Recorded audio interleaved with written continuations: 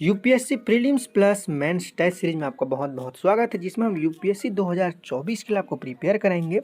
इसमें टॉप के MCQ question होंगे जिसको हम सॉल्व करेंगे विथ एनिमेशन के साथ, और ये वीक में एक बार आएगी क्योंकि वीडियो बनाने के लिए बहुत ज़्यादा मेहनत लगती है। इसीलिए अगर आपने अभी तक मेरे को सब्सक्राइब नहीं किया है तो आप मुझे कभी देख नहीं पाएंगे। अगर आपने सब्सक्राइब कर लिया है तो कॉन्ग्रेचुलेसन्स, क्योंकि आप रोज़ कुछ नया सीखने वाले हैं।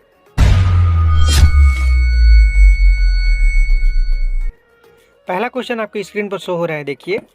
भक्ति संतों ने ईश्वर की प्रकृति की कल्पना करने के दो तरीके निर्गुण और सगुण पर जोर दिया। भक्ति आंदोलन से जुड़े निम्नलिखित कथनों में कितने संत सगुण भक्ति से संबंध है? पहला रामानंद, दूसरा कबीर, तीसरा निम्बकार, तीसरा चैतन्य महाप्रभु। ठीक है, अब नीचे दिए गए कूट का प्रयोग कर सही उत्तर चुनिए।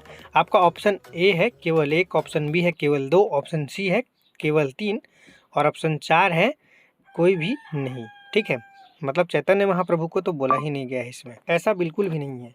अब क्वेश्चन का भाव को एक बार आप समझिए। केवल एक बोल रहे हैं, मतलब पहला दूसरा तीसरा, मतलब पहला में रामानंद है, दूसरा में कबीर है, तीसरा में निम्बार्क। ठीक है, अब इसमें एक सही है बोल रहा है, मतलब एक कोई भी सही है ऐसा बोल रहा है, मतलब 3 गलत होगा।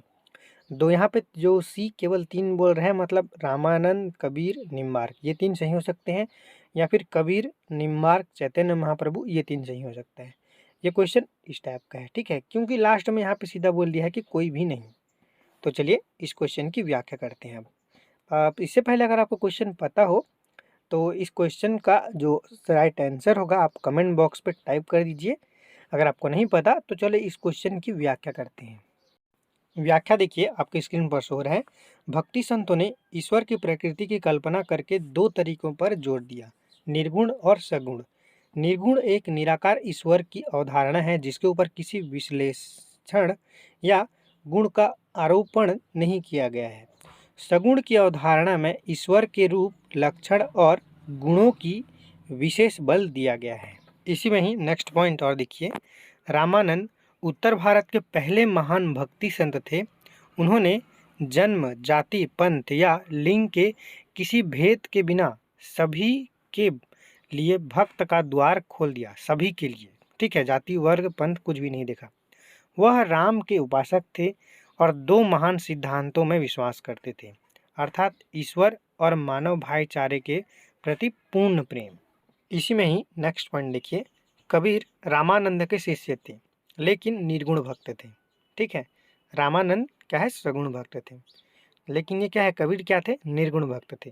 कबीर मध्यकाल में भक्ति आंदोलन के प्रमुख प्रतिपादकों में से एक थे। एक स्वार्थवाद, एक ही ईश्वर की उपस्थिति उनकी शिक्षा का मूल मंत्र था। ठीक है, इसके बाद निम्बार्क, ये रामानुजन के युवा मध्यकालीन थे। वह कृष्ण और राधा के उपासक थे। इन्होंने द्वैताद्वैत का सिद्धांत प्रतिपादन किया था। क्या, द्वैताद्वैत का सिद्धांत का प्रतिपादन किया था। इसी में ही नेक्स्ट पॉइंट देखिए।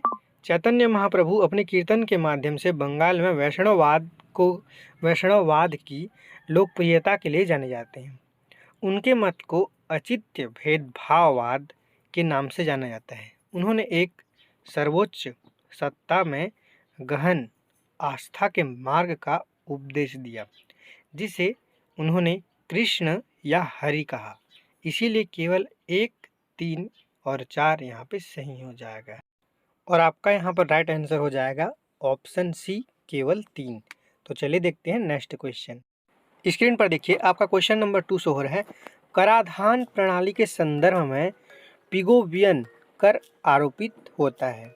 आपका ऑप्शन ए है बाजार की ऐसी गतिविधियों पर जिनमें नकारात्मक बाध्यता शामिल होती है। इसी में नेक्स्ट ऑप्शन है देखिए, FII फीस पर ताकि उन्हें अप्रत्याशी लाभ प्राप्त करने से रोका जा सके। ऑप्शन सी है किसी स्थानीय क्षेत्र में वस्तुओं और सेवाओं के प्रवेश पर। डी, कंपनियों द्वारा लाभांश रूप में वितरित राशि पर। अगर आपको इसका आंसर पता है तो जल्दी से जल्दी कमेंट्स कर दीजिए। अगर आपको इसका आंसर नहीं पता तो चलिए इस क्वेश्चन की व्याख्या करते हैं। व्याख्या देखिए आपके स्क्रीन पर शो हो रहा है। एक पिगोवियन कर सामाजिक रूप से हानिकारक बाह्यता, हार्मफुल एक्सटर्नलिटीज निर्मित करने वाली गतिविधियों पर आरोपित एक सहकारी लागत है। क्या है? सहकारी लागत है। यह एक नकारात्मक बाह्यता मतलब नेगेटिविटी एक्सटर्नलिटी एक ऐसी गतिविधि है जो दूसरों पर नकारात्मक प्रभाव उत्पन्न करती है। उदाहरण के लिए प्रदूषण एक बाह्यता है। ठीक है, प्रदूषण क्या है? एक बाह्यता है। इसलिए ऐसी गतिविधियों पर बाह्य लागतों के समरूप कर आरोपित करके इस नकारात्मक बाह्यता को सुधार किया जा सकता है। इसीलिए हमारा जो विकल्प ए है यहाँ पर सही उत्तर हो जाएगा। चलिए देखते हैं नेक्स्ट क्वेश्चन। स्क्रीन पर देखिए, आपका क्वेश्चन नंबर 3 स्टार्ट हो रहा है। निम्नलिखित में से कौन सा से व्यय भारत की संचित निधि पर भारित नहीं है या है? तो आपका कथन एक है, भारत के नियंत्रक एवं महालेखा परीक्षक के वेतन भत्ते और पेंशन। दूसरा, संघ लोक सेवा आयोग के अध्यक्ष और सदस्यों के वेतन भत्ते एवं पेंशन। तीसरा, भारत निर्वाचन आयोग के अध्यक्ष और सदस्यों के वेतन भत्ते एवं पेंशन। तो नीचे दिए गए कूट का प्रयोग कर सही उत्तर चुनिए। तो आपका ऑप्शन ए है केवल एक, ऑप्शन बी है केवल दो, ऑप्शन सी है 1 और 3, ठीक है, और ऑप्शन डी है केवल 3। अगर आपको इसका आंसर पता है तो जल्दी जल्दी कमेंट कर दीजिए। अगर आपको इसका आंसर नहीं पता तो चलिए इस क्वेश्चन की व्याख्या करते हैं। व्याख्या देखिए, आपके स्क्रीन पर शो रहा है। बजट में 2 प्रकार का व्यय शामिल होते हैं, भारत की संचित निधि पर भारित व्यय और भारत की संचित निधि में किए गए व्यय। ठीक है, तो भारित व्यय की सूची में निम्नलिखित शामिल है। क्या क्या है चलिए देखते हैं। राष्ट्रपति की परिलंब विधियाँ एवं भत्ते और उनके कार्यालय से संबंधित अन्य व्यय। इसी में ही नेक्स्ट है राज्यसभा के सभापति और उपसभापति तथा लोकसभा के अध्यक्ष और उपाध्यक्ष के वेतन एवं भत्ते। उसके बाद उच्च न्यायालय के न्यायाधीशों के वेतन भत्ते और पेंशन, उच्च न्यायालय के न्यायाधीशों की पेंशन। फिर भारत के नियंत्रक एवं महालेखक परीक्षक के वेतन और भत्ते एवं पेंशन। उसके बाद संघ लोक सेवा आयोग के अध्यक्ष एवं सदस्य के वेतन एवं भत्ते और पेंशन।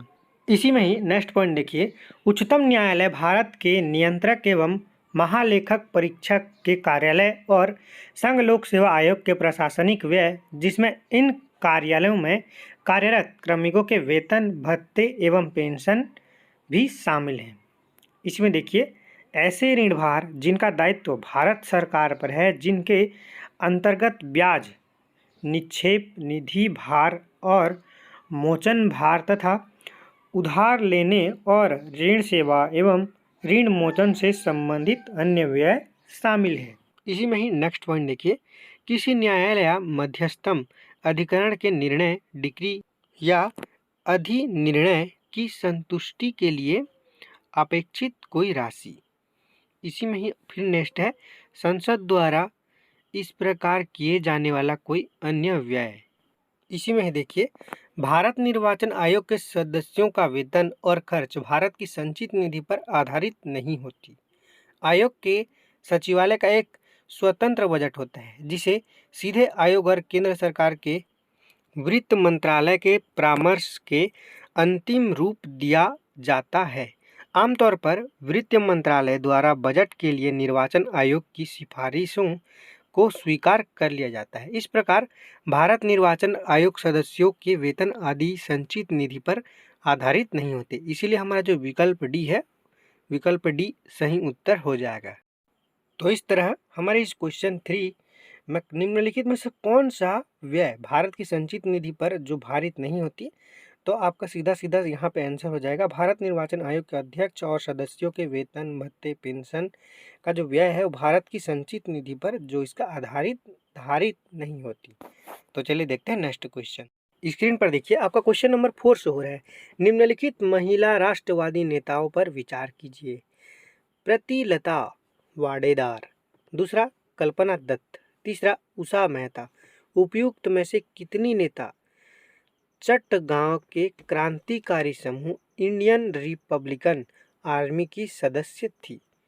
तो आपका ऑप्शन ए है केवल एक, ऑप्शन 2 है, ऑप्शन बी है केवल 2, ऑप्शन सी है सभी 3, और ऑप्शन डी है कोई भी नहीं। अगर आपको इसका आंसर पता है तो जल्दी जल्दी कमेंट कर दीजिए। अगर आपको इसका आंसर नहीं पता तो चलिए इस क्वेश्चन की व्याख्या कर लेते हैं। स्क्रीन पर देखिए आपका व्याख्या शो हो रहा है। 1920 और 1930 के दशक के दौरान बंगाल क्रांतिकारी उग्रवाद के केंद्र के रूप में स्थापित हुआ। इसमें विशेषकर सूर्य सेन की गतिविधियां महत्वपूर्ण थी।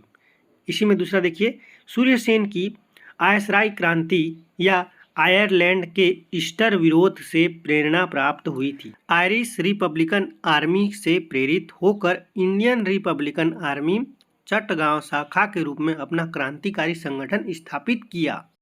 इसी में ही देखिए नेक्स्ट पॉइंट है, इंडियन रिपब्लिकन आर्मी के नेतृत्व मास्टर दा सूर्य सेन ने किया था।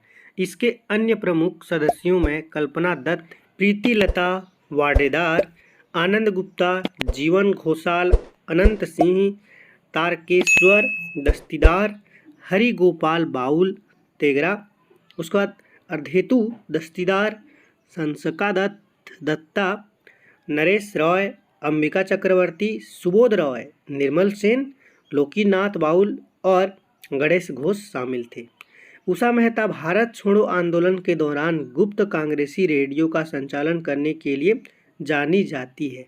इसीलिए विकल्प बी यहाँ पर सही उत्तर हो जाएगा। इस तरह हमारे यहाँ पे ऑप्शन बी केवल 2 यहाँ पर सही हो जाएगा और 3 उषा मेहता यहाँ पे जो गलत हो जाएगा। चलिए देखते हैं नेक्स्ट क्वेश्चन। आपका क्वेश्चन नंबर 5 देखिए, उष्णकटिबंधीय पर्णपाती वन के संदर्भ में निम्नलिखित कथनों पर विचार कीजिए। तो ये मुख्य रूप से 200 सेंटीमीटर से अधिक वर्षा वाले क्षेत्रों में पाए जाते हैं।